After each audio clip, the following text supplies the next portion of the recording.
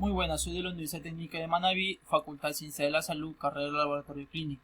Este es mi proyecto de fin de ciclo. Tengo como tema meningitis neonatal diagnosticada en el líquido cefalorraquídeo. Soy el alumno Marcos Abraham Intriago de la Cátedra de Análisis de Líquidos Corporales con el docente licenciado Jorge Zambrano. Tengo que la meningitis es un proceso inflamatorio agudo del sistema nervioso central causado por microorganismos que afectan la leptomeninges. En un 80% ocurre en la infancia, especialmente en niños menores de 10 años.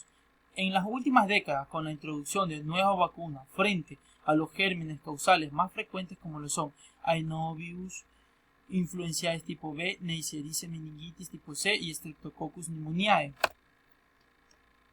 Tenemos que la etiología, la sospecha etiológica es la clave para el inicio precoz de la antibioterapia empírica. Para ello debemos considerar la edad del niño, enfermedad de base que puede padecer y su estado inmunitario. Tenemos una tabla etiológica de la meninge bacteriana en la infancia según la edad. Menores de un mes tenemos Streptococcus agalacti, Escherichia coli y Listeria monocytogenes. De 1 a 3 meses tenemos Streptococcus agalactis, Streptococcus pneumoniae y Neisseria meningitis. Mayores de 3 meses tenemos Neisseria meningitis y Streptococcus pneumoniae. Las bacterias más frecuentes en el periodo neonatal son Streptococcus agalactis, Escherichia coli y Listeria monocytogenes. En los niños de 1 a 3 meses de vida pueden aislarse los patógenos neonatales y los propios de mayores de 3 meses. En niños mayores de 3 meses, los microorganismos más frecuentes son meningococos tipo B, neumococos, siendo actualmente meningococos C causas excepcionales por la introducción de las vacunas conjugadas frente a estas bacterias. En patología tenemos que la meningitis bacteriana va predecida de la colonización del nasofaringe por las bacterias desde donde pasan a través de la sangre o por soluciones de continuidad al sistema nervioso central. En ese momento se desencadena una respuesta inflamatoria mediada por citoquinas que aumenta la permeabilidad de la barrera hematoencefálica con lesión del endotelio capilar y necrosis tisular, elevada la presión intracraneal y da lugar a edema cerebral, hipoxia, isquemia, lesión de las estructuras parenquimatosas y vasculares cerebrales.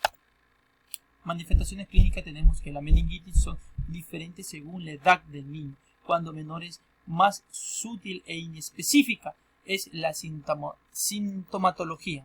En recién nacido tenemos que la indistinguible de sepsis, fiebre o hipotermia, irritabilidad o letargia, rechazo de tomas, vómitos o polinea. Es posible que presente convulsiones, parálisis de paredes craneales, pausa de apnea o fontanela llena. Lactante, cursan con fiebre o febrícula, vómito, rechazo de tomas, decaimiento, irritabilidad, quejido, alteración de la conciencia, convulsiones, en ocasiones rigidez de nuca. Mayores de 1 año, tenemos que la forma clínica clásica tiene fiebre elevada que cede mal con antitérmicos, cefalea, vómitos, convulsiones, rigidez de nuca y signos de irritabilidad meningea.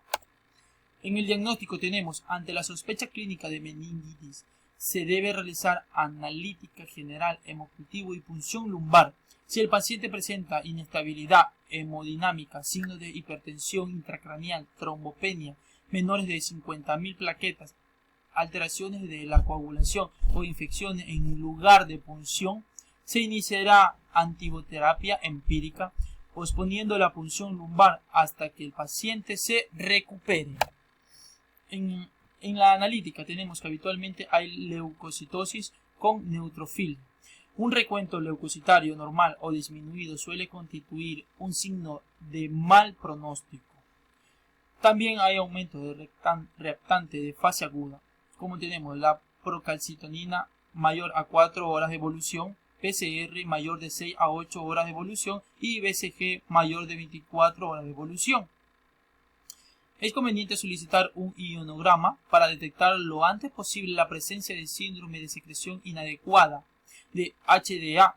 Hay que realizar estudio de coagulación completo si existe púrpura u otro signo de coagulación intravascular diseminada.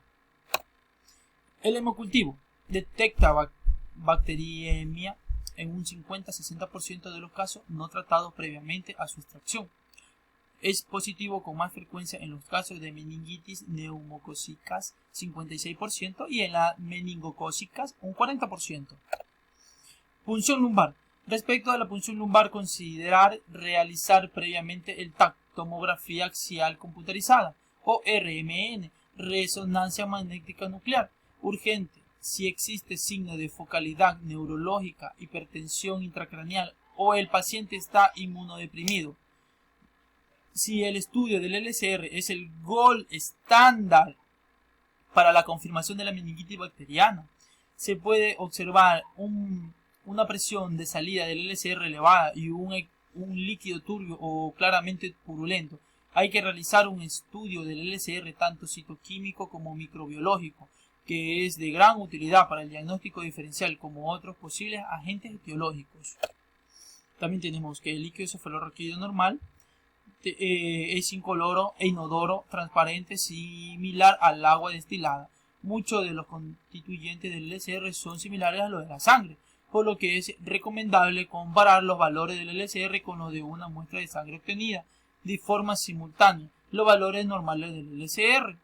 La presión normal del LCR en los niños oscila entre los 5 y 18, siendo algo inferior en neonatos. Consideramos que la presión está elevada cuando de forma mantenida se encuentra por encima de los 18. En condiciones normales, la concentración de proteína en plasma de 200 veces superior al del LCR, el 80% deriva de la sangre y la albumina es la que se encuentra en mayor concentración. Otras proteínas que se pueden encontrar en el LCR son prealbumina, alfa 2, macrobulina, fibrógeno, transferrina y ceruloplasmina. Estudio del líquido cefalorraquídeo e interpretación. El aspecto del LCR tras realizar una punción lumbar nos puede dar una idea inicial diagnóstica. Un aspecto turbio, poco transparente, nos indica la presión de células, bacterias, lo que nos hace pensar que es un proceso infeccioso bacteriano. Un LCR hemorrágico puede ser debido a una punción traumática o a una hemorragia subaracnoidea. Para distinguir ambas situaciones nos valemos de cómo se modifican el aspecto del LCR a medida que se realiza la punción lumbar. Un líquido hemorrágico que se va aclarando a medida que fluye nos hace pensar en una punción traumática. Si el líquido no se aclara, habrá que pensar en una hemorrágica subaracnoidea. Acá tenemos un ejemplo de sanguinolento, santocrómico y blanquecino. Un estudio bioquímico. El estudio bioquímico del LCR, principalmente de la glucosa y proteína, también es de gran utilidad en el diagnóstico de las distintas enfermedades. Tenemos en bacteriana, viral, tuberculosa, hongos, herpéticas, acceso cerebral y válvula de derivación. En leucocitos, bacteriana tenemos de 50 a 30.000 ppm, que son polimorfonucleares. Viral, menor de 500 linfocitos. En tuberculosa, de 25 a 100 linfocitos. De hongos, de 50 a 500 linfocitos. De herpética, de 0 a 500 linfocitos hasta 500 hematíes. En acceso cerebral, de 100 a 200 linfocitos polimorfonucleares. En válvulas de derivación, de mayor de 50 polimorfonucleares. En proteínas tenemos mayor de 100, menor de 100 en viral. En tuberculosa, mayor de 100. En hongos, mayor de 100. En herpética, de 60 a 200. En acceso cerebral, mayor de 100. Y en válvula de derivación, mayor de 100. En glucosa tenemos en bacteriana menor de 40, en viral normal, en tuberculosa menor de 40, en hongos normal o menor de 40, en herpética normal o menor a 40, en acceso cerebral normal y en válvula de derivación tenemos normal o menor a 40. Pueden observarse menor de 500 leucocitos en meningitis, grave por neumococos en meningitis viral. Inicialmente pueden predominar los PMN, que son los polimorfos nucleares, hasta un 50% de meningitis herpética tienen hematíes en el LCR. Interpretación del estudio bioquímico. Un aumento de la albumina en el LCR, albumina en el LCR y albumina en suero mayor de 8 por 10 menos 3 es indicativo de difusión en la barrera hematoencefálica, por lo tanto compatible con enfermedades como meningitis bacteriana o síndrome de Guillain-Barré. La presencia de hiperproteinorraquia mayor de 550 miligramos sobre decilitro sin pleogocitosis menor de 10 mononucleares es muy indicativo, aunque no diagnostica de síndrome de Guillain-Barré. La electroforesis de proteína permite la evaluación de las proteínas que se encuentran en concentraciones elevadas. La presencia de bandas oligoclonales es típica de esclerosis múltiple. Un pico mononuclear se relaciona con gammapatía mononuclear. La elevación del lactato en el LCR se origina en meningitis bacteriana y en independiente del valor en sangre. En análisis microbiológico del LCR, tinción de Gram, cocos Gram positivo, sospecha de neumococos, Streptococcus agalactis, cocos Gram negativo, sospecha de meningococos o Bacillus Gram negativo. Es positivo en el 75 a 90% de los casos, sin antibioterapia previa. Cultivo del LCR, un diagnóstico definitivo en el 70-85% de los casos sin antibioterapia previa. Al igual que el hemocultivo, es positivo con más frecuencia en los casos de meningitis neumocócicas, un 85%, y en las meningocócicas, un 70%. Detección rápida de antígeno bacteriano capsulares de meningococo, neumococos y Streptococcus agalacti y Escherichia coli.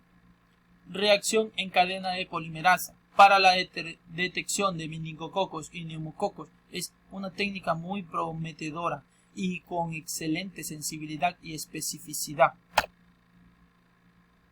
Muchas gracias.